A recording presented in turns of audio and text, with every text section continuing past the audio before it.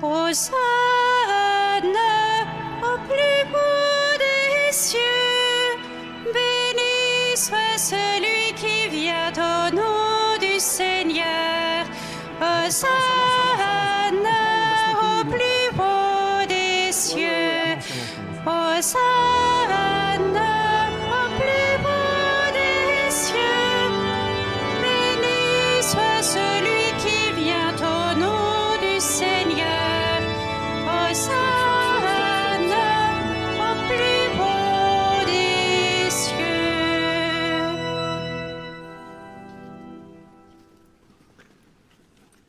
Au nom du Père et du Fils et du Saint-Esprit.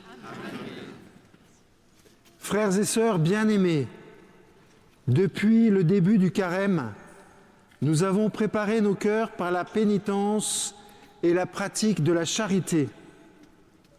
Nous voici rassemblés aujourd'hui pour commencer avec toute l'Église la célébration du mystère pascal de notre Seigneur, celui de sa passion et de sa résurrection. En vue d'accomplir ce mystère pascal, il a fait son entrée dans sa ville de Jérusalem. Mettons toute notre foi et tout notre amour à rappeler maintenant le souvenir de cette entrée de Jésus, notre Sauveur, et suivons le Seigneur afin qu'associés par grâce à la croix, nous ayons part à la résurrection et à la vie. Prions.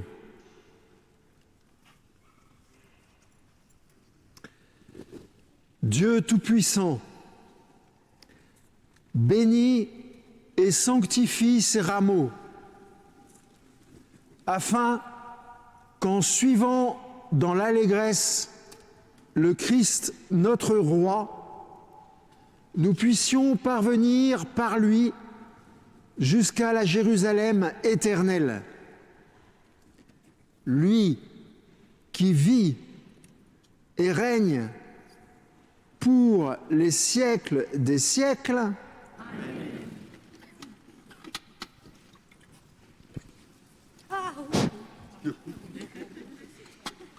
Hosanna au plus haut des cieux.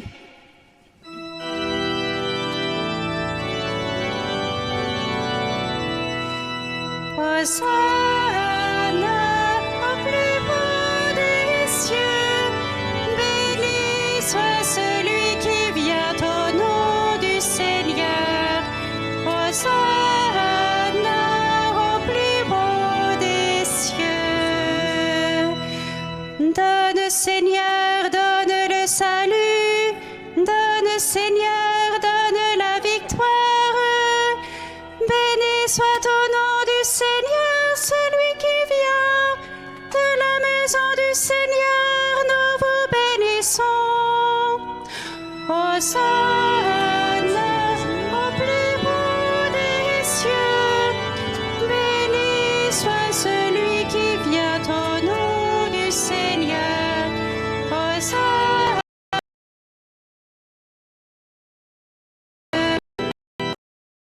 Dieu le Seigneur nous illumine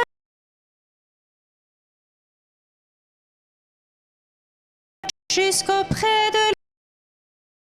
Tu es grâce, je t'exalte. Rendez grâce au Seigneur.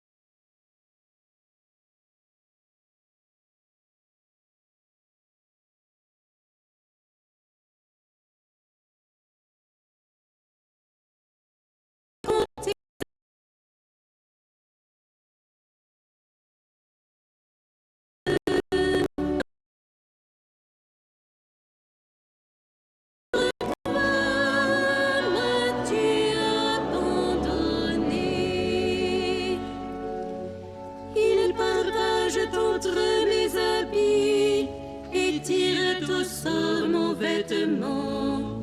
Mais toi, Seigneur, ne sois pas loin. Oh ma force, viens vite à mon aide. Mon Dieu, pourquoi m'as-tu abandonné? Tu m'as répondu et je proclame ton nom devant mes frères. Je te loue en pleine assemblée. Vous qui le craignez, louez le Seigneur. Mon Dieu, pourquoi m'as-tu abandonné?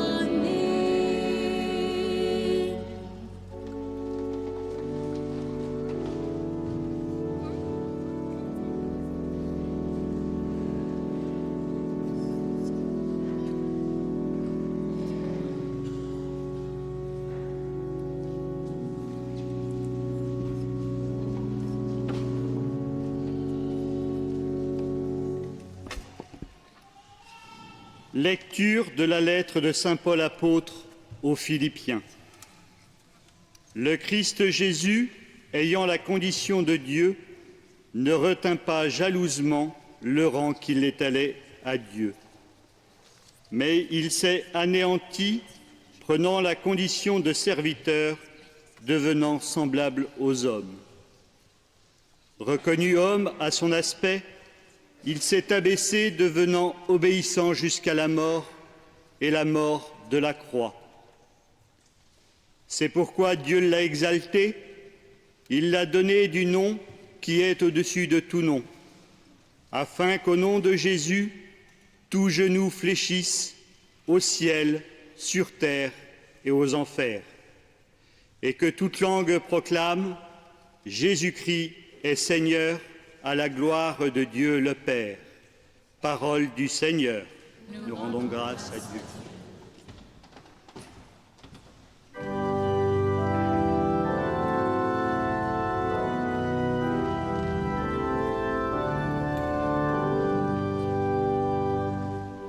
Gloire et louange à toi, Seigneur Jésus. Gloire et louange à toi, Seigneur Jésus. Pour nous, le Christ s'est fait obéissant jusqu'à la mort et la mort de la croix. C'est pourquoi Dieu l'a élevé souverainement et lui a donné le nom au-dessus de tout nom. Gloire et louange à toi, Seigneur Jésus.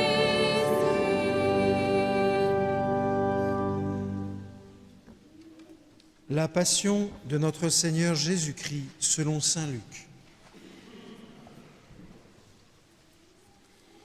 Quand l'heure fut venue, Jésus prit place à table et les apôtres avec lui.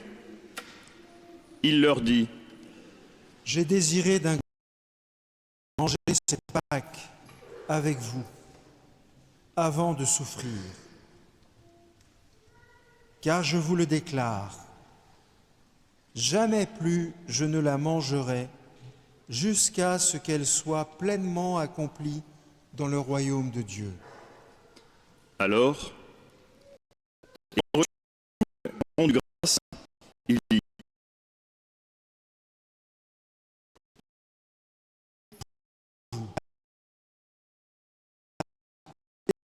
Désormais, jamais plus je ne boirai du fruit de la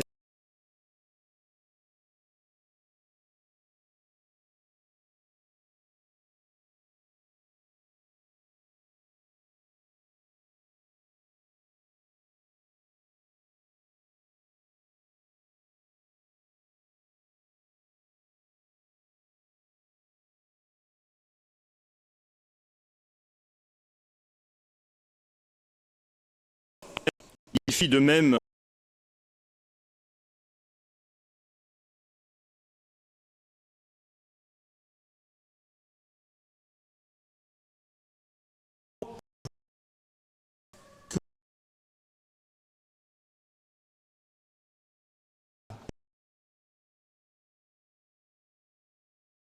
qui a été fixé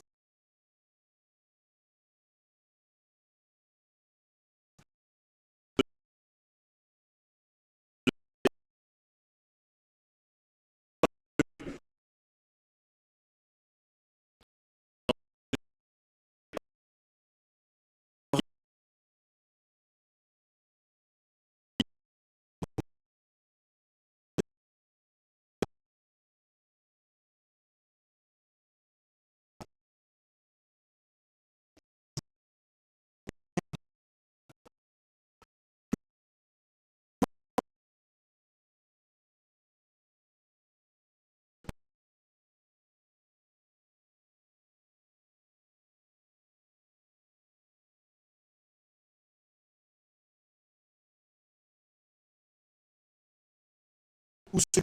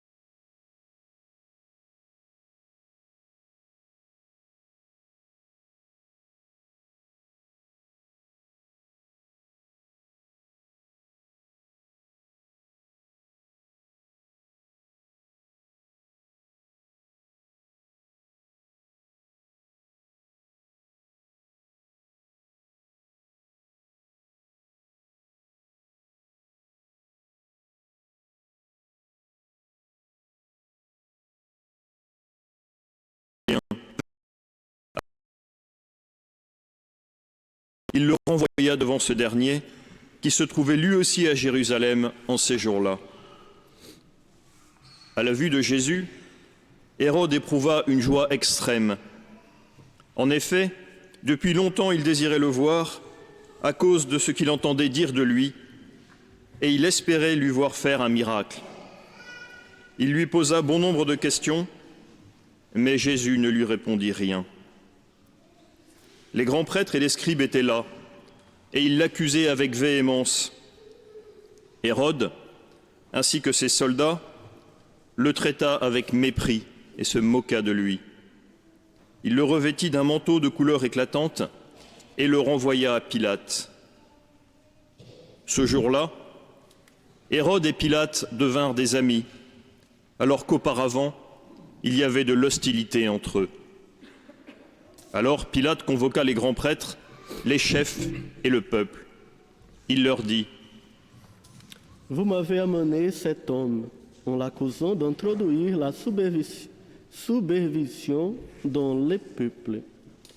Or, j'ai moi-même instruit l'affaire devant vous, et parmi les faits dont vous l'accusez, je n'ai trouvé chez cet homme aucun motif de condamnation. D'ailleurs, Hérode non plus, puisqu'il nous l'a renvoyé. En somme, cet homme n'a rien fait qui mérite la mort. Je vais donc le relâcher, après lui avoir fait donner une correction. » Ils se mirent à crier tous ensemble : « Mort à cet homme, relâchez-nous Barabbas. » Ce Barabbas avait été jeté en prison pour une émeute survenue dans la ville et pour meurtre. Pilate, dans son désir de relâcher Jésus, leur adressa de nouveau la parole, mais ils vociféraient : « Crucifie-le, crucifie-le. » Pour la troisième fois, il leur dit : « Quel mal a donc fait cet homme? Je n'ai trouvé en lui aucun motif de condamnation à mort. Je vais donc le relâcher après lui avoir fait donner une correction. » Mais ils insistaient à grands cris, réclamant qu'il soit crucifié, et leurs cris s'amplifiaient. Alors Pilate décida de satisfaire leur requête. Il relâcha celui qu'il réclamait, le prisonnier condamné pour émeute et pour meurtre, et il livra Jésus à leur bon plaisir. Comme ils l'emmenaient, ils prirent un certain Simon de Cyrène, qui revenait des champs, et ils le chargèrent de la croix, pour qu'il la porte derrière Jésus. Le peuple, en grande foule, le suivait, ainsi que des femmes qui se frappaient la poitrine et se lamentaient sur Jésus. Il se retourna et leur dit : « Filles de Jérusalem, ne pleurez pas sur moi, pleurez plutôt sur vous-mêmes et sur vos enfants. Voici venir des jours où l'on dira : heureuses les femmes stériles, celles qui n'ont pas enfanté, celles qui n'ont pas allaité. Alors on dira aux montagnes : tombez sur nous, et aux collines : cachez-nous. Car si l'on traite ainsi l'arbre vert, que deviendra l'arbre sec ? »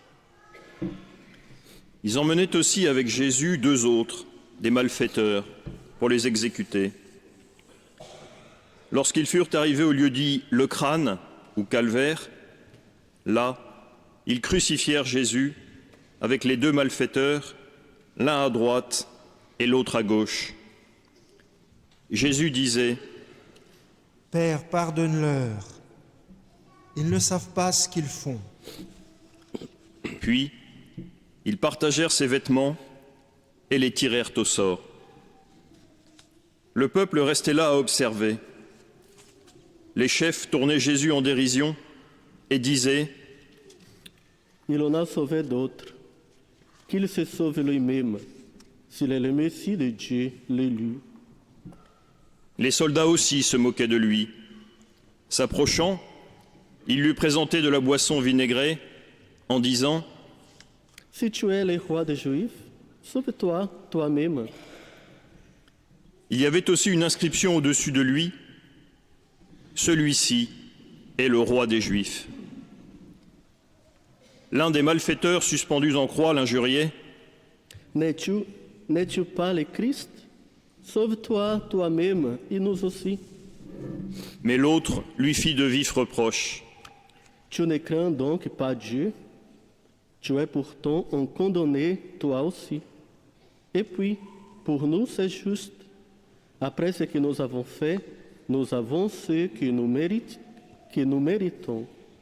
Mais lui, il n'a rien fait de mal. » Et il disait, « Jésus, souviens-toi de moi quand tu viendras dans ton royaume. » Jésus lui déclara, « Amen.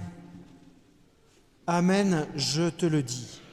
Aujourd'hui avec moi, tu seras dans le paradis. » C'était déjà environ la 6e heure, c'est-à-dire midi. L'obscurité se fit sur toute la terre jusqu'à la 9e heure, car le soleil s'était caché. Le rideau du sanctuaire se déchira par le milieu. Alors, Père, entre tes mains je remets mon esprit. Et après avoir dit cela, il expira.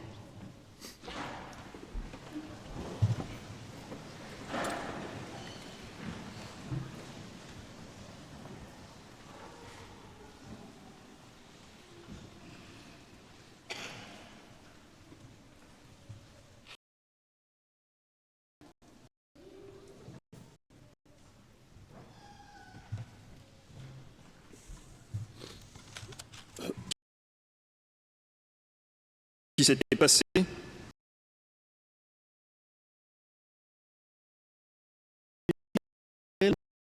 Un homme juste.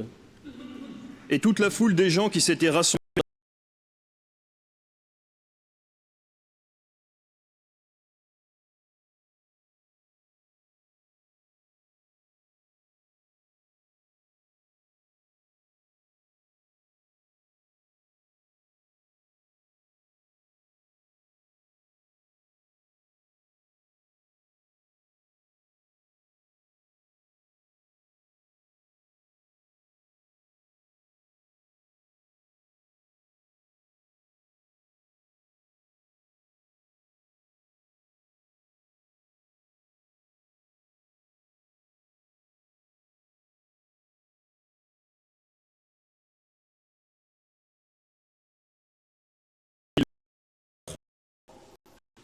l'enveloppa dans un linceul et le mit dans un tombeau taillé dans le roc, où personne encore n'avait été déposé. C'était le jour de la préparation de la fête, et déjà brillaient les lumières du sabbat. Les femmes qui avaient accompagné Jésus depuis la Galilée suivirent Joseph. Elles regardèrent le tombeau pour voir comment le corps avait été placé. Puis elles s'en retournèrent et préparèrent aromates et parfums. Et durant le sabbat, elles observèrent le repos prescrit.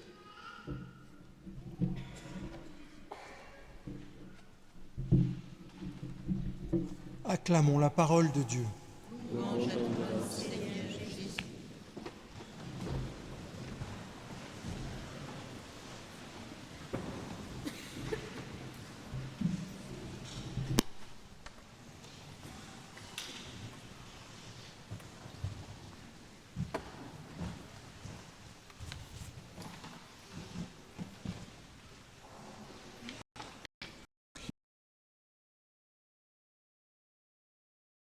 Dans ce récit,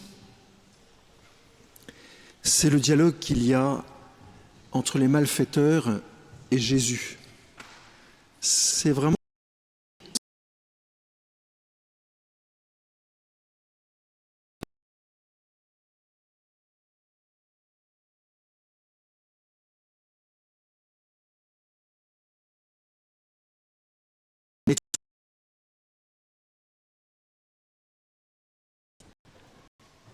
on sent dans cette phrase de l'amertume.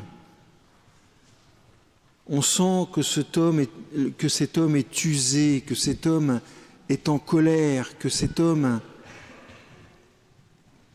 on sent qu'il y a quelque chose qui vomit de lui, vous voyez, qui sort de lui comme étant brutal, comme étant injuste, comme étant amer, profondément amer. De l'autre côté de Jésus, il y en a un autre qui d'abord commence par reprocher au mauvais larron son comportement. On sent que il veut réajuster les choses. S'il veut réajuster les choses, c'est que il y a quelque chose de l'ordre de la justice, de la justesse en lui. Il y a quelque chose qui a dû s'initier en lui, qui a dû venir en lui. Vous allez me dire peut-être qu'il est innocent et que c'est pas un vrai bandit. C'est tous les deux des vrais bandits qui ont commis des crimes. Les choses sont claires. Sauf qu'il y en a un des deux, il y a un des deux pécheurs qui a laissé dans son cœur monter la justice, la justesse. Tu ne crains donc pas Dieu, tu es pourtant un condamné, toi aussi. Et puis pour nous, c'est juste. Il reconnaît son péché. Et c'est là toute la différence. Pourquoi si souvent nous nous mettons en colère intérieure ou en colère extérieure? Pourquoi si souvent nous sommes amers, nous sommes déçus? Vous savez, cette déception qui s'appuie souvent sur les responsables. Alors pour moi, ça va être l'évêque, mais pour vous, ça va être, je ne sais pas, votre patron. Ça va être votre supérieur, votre N+1 ou N+2. Puis vous avez remarqué, le mauvais larron, il est dans la dérision. Il se moque de Jésus. Il y a quelque chose d'accusatoire dans la parole du mauvais larron. N'es-tu pas le Christ? Sauve-toi toi-même et nous aussi. Et il l'accuse. Encore une accusation. Quand un pécheur ne reconnaît pas sa faute, il accuse. Pas besoin de faire des mois et des mois de retraite pour comprendre ça. Très souvent, d'ailleurs, il suffit juste d'ouvrir la télévision. Et on voit les gens qui s'accusent mutuellement. Et nous-mêmes, d'ailleurs, quand on est pris en faute, la main dans le pot de confiture, qu'est-ce qu'on fait? On veut surtout pas être accusé. Alors on se justifie. Et ça, c'est un truc qui est très très à la mode. C'est quelque chose de vraiment récent. Je pense que depuis 5 ans, c'est quasiment systématique. Vous traversez la rue sur un passage clouté, vous avez un cycliste qui vous rentre dedans, et le gars, il vous dit « Mais qu'est-ce que vous foutez là ?» Sérieux. Vous n'avez pas honte de traverser le passage clouté? Je pourrais multiplier les exemples par 100, par 200, par 300. On pourrait rire comme ça, parce que je pense que ça pourrait faire des sketchs merveilleux. Mais c'est vrai. On justifie. Comment est-ce qu'on justifie? On accuse l'autre. Pourquoi? Parce que le péché qu'on a fait, qu'on a commis, du coup, va être englouti dans l'accusation. Et c'est bien sûr la société qui est responsable. Alors, ce n'est pas forcément les chefs, mais ça va être une partie de la société. Ça peut être une partie de la famille aussi. Ça peut être une partie de la communauté. Par exemple, les jeunes, ou les vieux, ou les Français, ou les Italiens. On fait tout le temps ça. On le fait facilement. Et si on ne le fait pas explicitement, on le fait souvent à l'intérieur de nous-mêmes. Ouais, mais lui, il n'a pas fait d'études. Il ne sait pas que j'allais passer et qu'il ne fallait pas traverser le passage clouté. Vous savez, c'est comme les gens qui sont sur leur scooter, qui traversent Paris à toute vitesse et qui n'arrêtent pas de klaxonner. Moi. Vous savez, le klaxon. Ils klaxonnent parce que des fois que vous ne les auriez pas vus. Et moi, souvent, à ce moment-là, je me dis, quand ils klaxonnent, c'est comme s'ils disaient moi. Vous savez, comme dans Paris, quand il y a des livreurs et qu'il y en a qui klaxonnent. Il y a un énorme camion qui fait 400 mètres de large. Ben non, il y a des gens qui klaxonnent. C'est pas de ma faute, c'est de sa faute. Il a qu'à pas livrer. Il a qu'à pas faire son travail. Faut que je passe. Et on a souvent ce comportement-là, vous voyez. Pourquoi je dis ça? Parce qu'il me semble que le Seigneur veut nous aider, en fait. Le Seigneur, il veut nous sortir de la colère, de l'amertume. Il veut nous sortir de cette injustice. Il veut nous sauver, comme il sauve le bon larron.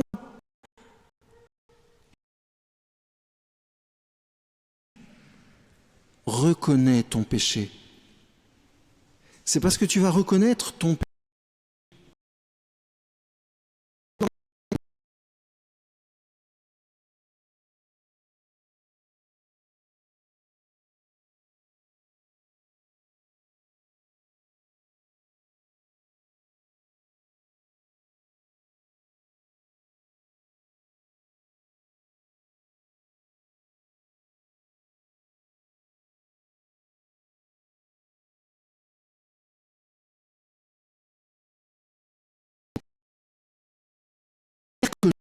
Je ne peux pas faire autrement. Si vous connaissiez mon mari, et commencent tous les détails de l'histoire du couple. Bah ouais, mais en fait, t'as menti, voilà, c'est bon, on va pas en faire des caisses. Le simple fait, c'est une très belle leçon, ça. C'est pour ça que j'insiste. Parce que c'est une leçon de libération, en fait. Ce qui se passe sur la croix à ce moment-là, c'est une leçon de libération pour chacun d'entre nous. Reconnais ton péché, voilà, t'es pécheur, et arrête d'en faire des caisses. Arrête, c'est bon, t'es pécheur. Ah, dis-le ton péché. Vous savez, le père Badasser et moi, on entend toujours les mêmes, hein, Badasser? Oui ou non, Badasser? Est-ce que c'est pas toujours la même chose? Alors, vous savez, si vous croyez qu'en vous regardant, je m'imagine, là, vous vous foutez le doigt dans l'œil, juste que c'est très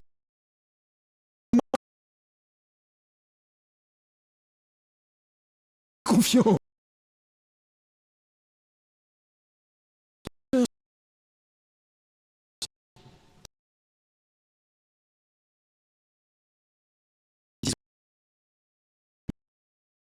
J'ai une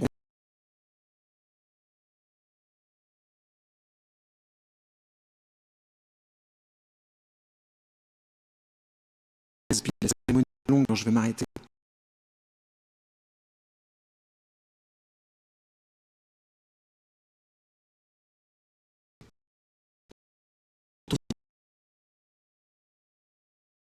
Dans le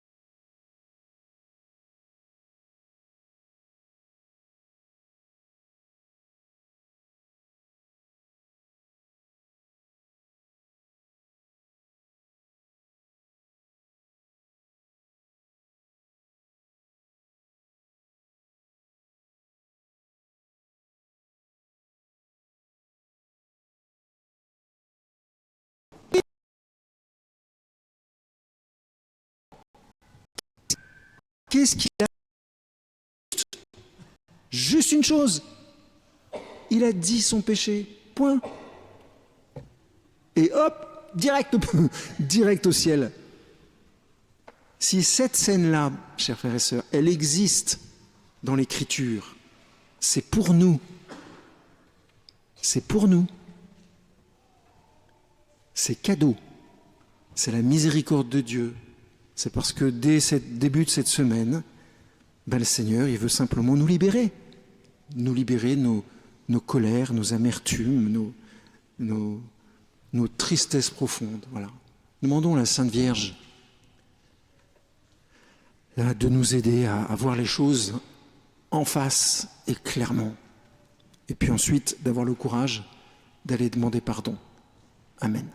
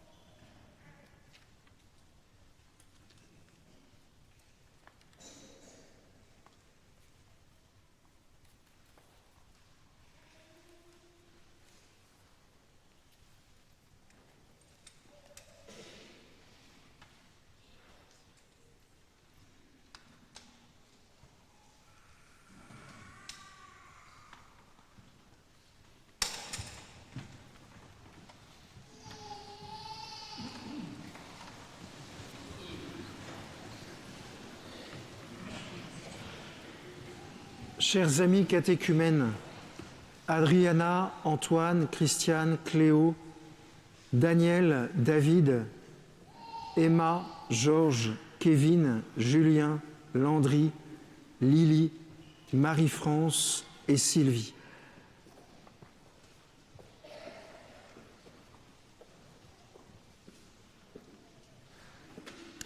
À un sourd et muet qu'on lui présentait, Jésus a ouvert les oreilles et rendu la parole, en touchant ses oreilles et sa bouche, et en lui disant « Ephata, ouvre-toi ».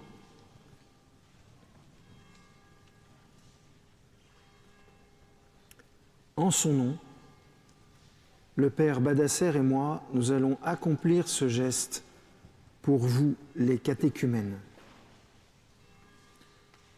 Ephata, ouvre-toi, afin que tu proclames la foi que tu as entendue pour la louange et la gloire de Dieu.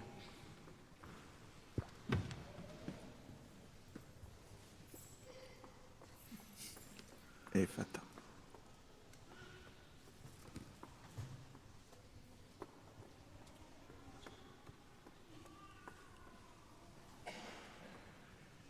Ephata.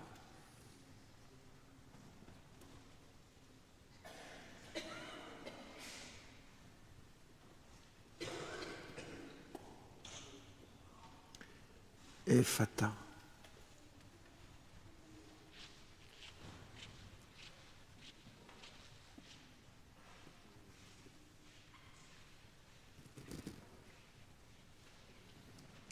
Ephata.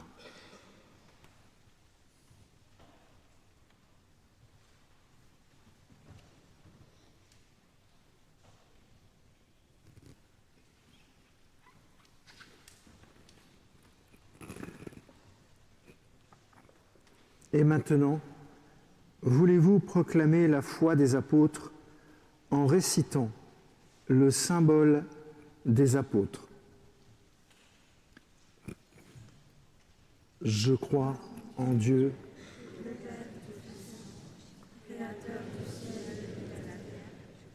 en Jésus-Christ, son Fils unique, notre Seigneur,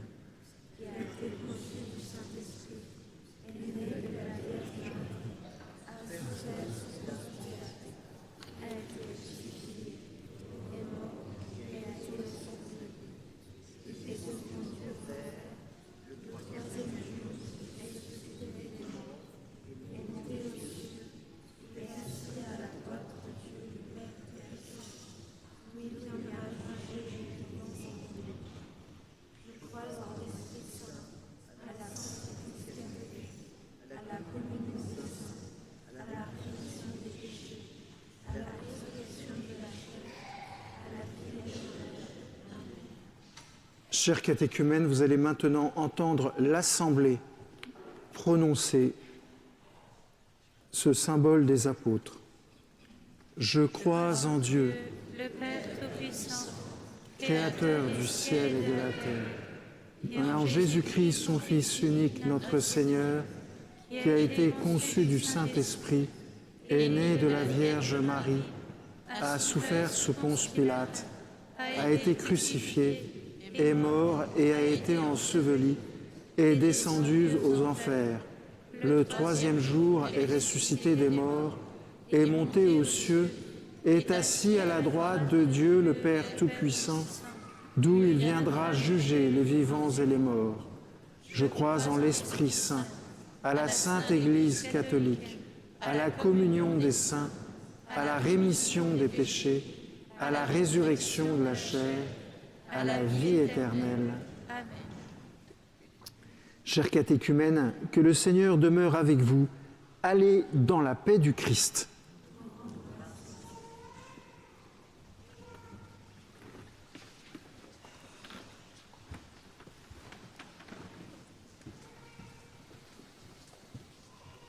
Dieu Tout-Puissant, toi qui connais nos cœurs, écoute maintenant notre prière que nous te présentons.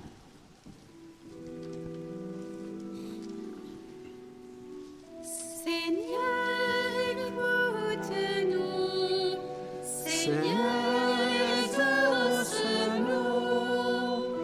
Seigneur, écoute-nous. Seigneur, exauce-nous.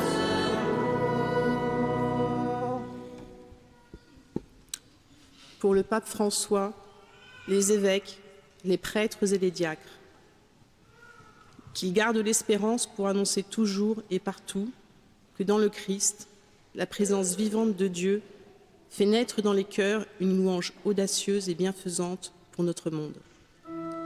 Seigneur, écoute-nous. Seigneur, exauce-nous. Pour les personnes qui subissent les violences de la guerre, pour les migrants, pour toutes les victimes de l'injustice des hommes, qu'ils gardent courage et ne désespèrent jamais du secours et de la miséricorde du Seigneur. Seigneur,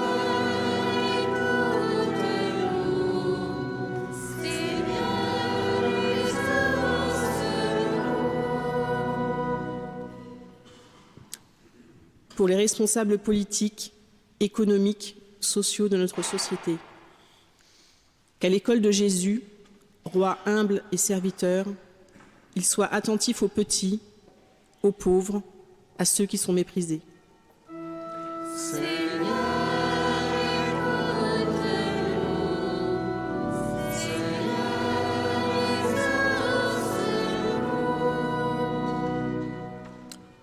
Pour nous tous ici rassemblés et tous les catéchumènes qui se préparent au baptême, qu'en cette semaine sainte, nous mettions nos pas dans ceux du Christ qui nous montre que le chemin de la douceur est source d'une grande paix.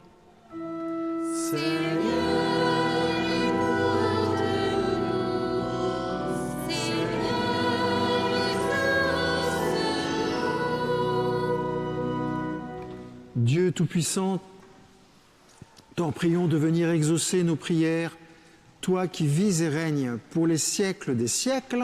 Amen. S'assois.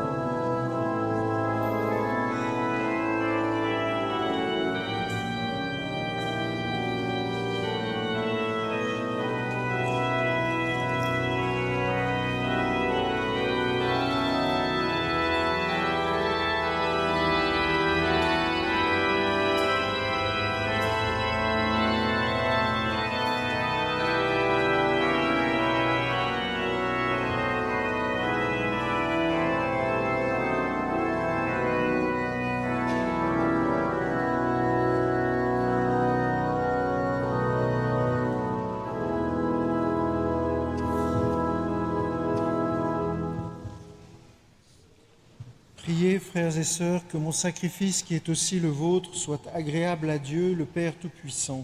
Que le Seigneur reçoive de vos mains ce sacrifice, à la louange et à la gloire de son nom, pour notre bien et celui de toute l'Église.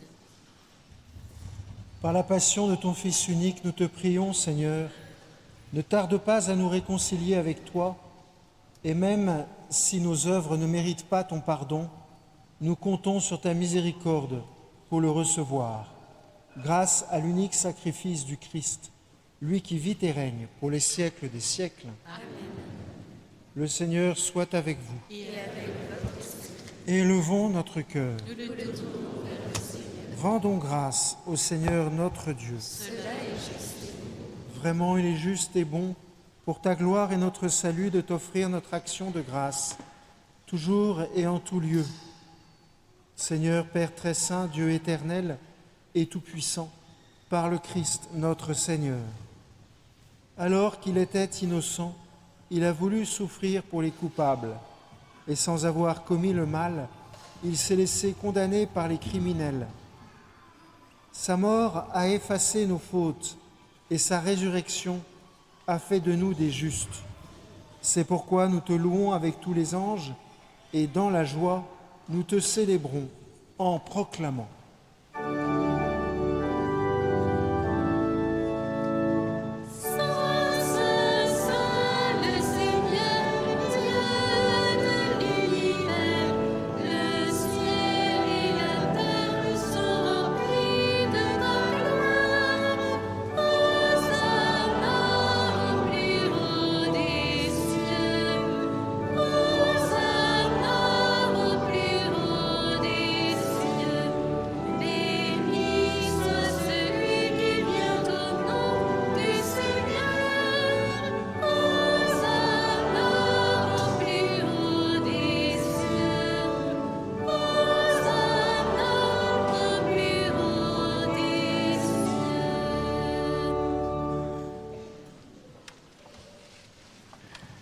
Toi qui es vraiment saint, toi qui es la source de toute sainteté, Dieu notre Père, nous voici rassemblés devant toi. Et dans la communion de toute l'Église, nous célébrons le jour où le Christ est ressuscité d'entre les morts. Par lui que tu as élevé à ta droite, nous te prions.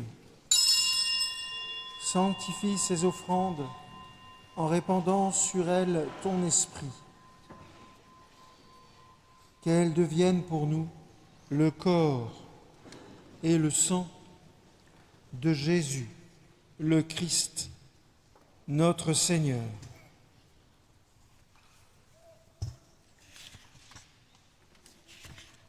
Au moment d'être livré, d'entrer librement dans sa passion, il prit le pain, il rendit grâce, il le rompit et le donna à ses disciples en disant : « Prenez et mangez-en tous. Ceci est mon corps livré pour vous. »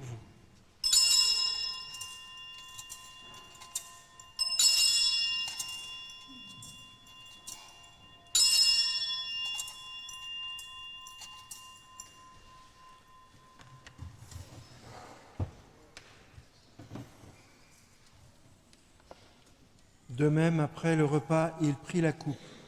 De nouveau, il rendit grâce et la donna à ses disciples en disant : « Prenez et buvez-en tous, car ceci est la coupe de mon sang, le sang de l'alliance nouvelle et éternelle, qui sera versé pour vous et pour la multitude, en rémission des péchés. Vous ferez cela en mémoire de moi. »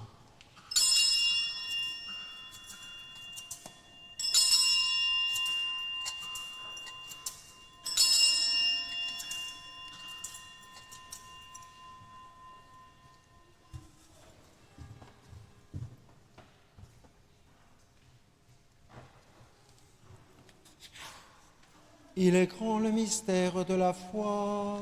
Nous annonçons ta mort, Seigneur Jésus. Nous proclamons ta résurrection. Nous attendons ta venue dans la gloire.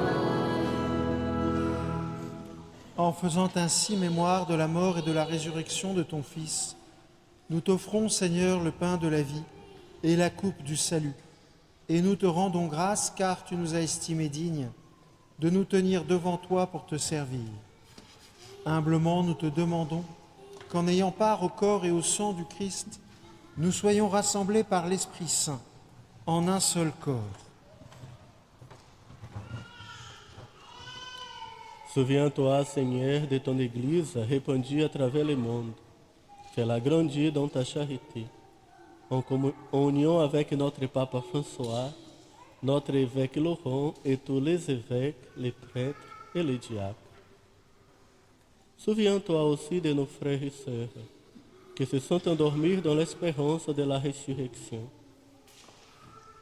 Et souviens-toi dans ta miséricorde de tous les défunts.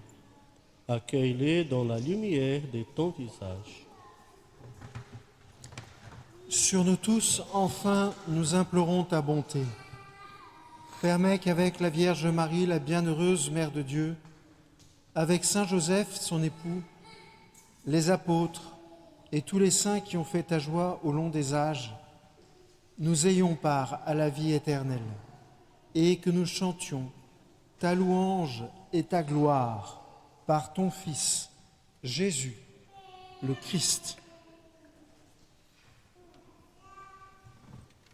Par lui, avec lui et en lui, à toi, Dieu le Père Tout-Puissant, dans l'unité du Saint-Esprit, tout honneur et toute gloire, pour les siècles des siècles.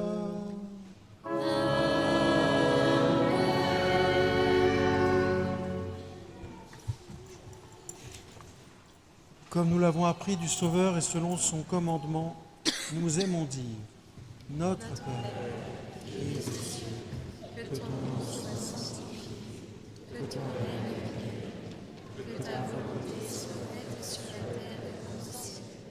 Donne-nous aujourd'hui notre pain quotidien. Pardonne-nous nos offenses, comme nous pardonnons aussi à ceux qui nous ont offensés. Et ne nous laisse pas entrer en tentation, mais délivre-nous du mal. Délivre-nous de tout mal, Seigneur, et donne la paix à notre temps. Soutenus par ta miséricorde, nous serons libérés de tout péché, à l'abri de toute épreuve, nous qui attendons que se réalise cette bienheureuse espérance, l'avènement de Jésus-Christ, notre Sauveur. Car c'est à toi qu'appartiennent le règne, la puissance et la gloire, pour les siècles des siècles. Seigneur Jésus-Christ, tu as dit à tes apôtres: je vous laisse la paix, je vous donne ma paix. Ne regarde pas nos péchés, mais la foi de ton Église. Pour que ta volonté s'accomplisse, donne-lui toujours cette paix et conduis-la vers l'unité parfaite, toi qui vis et règnes pour les siècles des siècles. Amen. Que la paix du Seigneur soit toujours avec vous. Et avec votre esprit. Frères et sœurs, dans la charité du Christ, donnez-vous la paix.